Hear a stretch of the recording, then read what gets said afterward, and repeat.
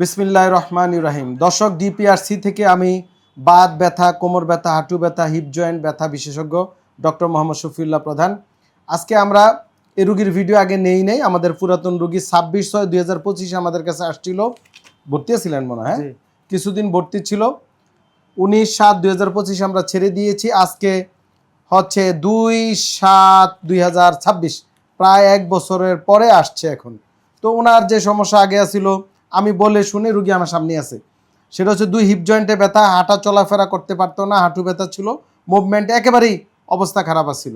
তো 1 বছর আমরা ভর্তি রাখলাম, চিকিৎসা দিলাম। এখন 1 বছর পর কি অবস্থা, আগের চেয়ে কি অবস্থা? আগের চাইতে অনেক ভালো। আমার 85%-এর উপরে এখন মুভ করতে পারি, চলাফেরা অনেক আগের চাইতে অনেক ভালো।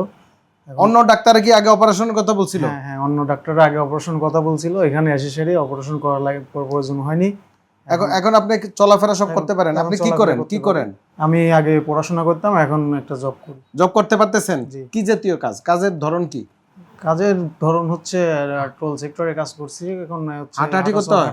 হাঁটাহাঁটি করতে অসুবিধা হয় না? না। তো দর্শক, এই যে হচ্ছে এটা হচ্ছে আপনাদেরকে রিসার্চ ওয়ার্ক দেখলাম, এইভাবে ডাটা আমরা ইনপুট দিই ইন্টারনেটে। হ্যাঁ, বিভিন্ন রিসার্চ ওয়ার্ক, এগুলো নিয়ে তো আমার প্রচুর আর্টিকেল আছে, দেখবেন। তো আলহামদুলিল্লাহ, আসলে বয়স কম হলে আমরা চেষ্টা করি যেন রুগীরা অপারেশন ছাড়া, মানে বিভিন্ন অ্যাডভান্স রিহ্যাব করে, এমডিটি অ্যাপ্রোচের বিভিন্ন থেরাপি আছে। অনেকে মনে করে থেরাপি মানে এলাকায় গিয়ে একটা সেন্টারে গিয়ে গেলে থেরাপি দিলে হয়ে যাব, কি বাস্তবতা এরকম না?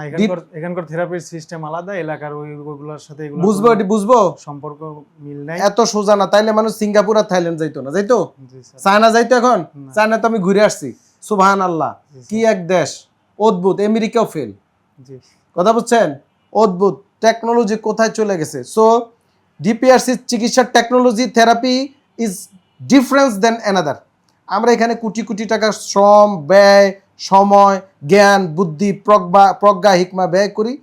আলহামদুলিল্লাহ, এইভাবে রুগীরা ভালো হয়। এবং এই রুগীর জন্য দোয়া করবেন। এখনো বিয়ে শাদী করে নাই নাকি? ইনশাল্লাহ এবার হয়ে যাবে। রুগী ভালো আছে, মাইয়ার বাপ মারা আছেন যারা, মাইয়া দিয়া লাইতে পারবেন, কোনো টেনশনে কিছু না। আলহামদুলিল্লাহ, এখন চাকরি বাকরি করে। সবাই ভালো থাকবেন। আসসালামু আলাইকুম রহমতুল্লাহ বরকাত। ডিপিআরসি লিমিটেড, আস্থা, বিশ্বাস ও নির্ভরতায় অবিচল।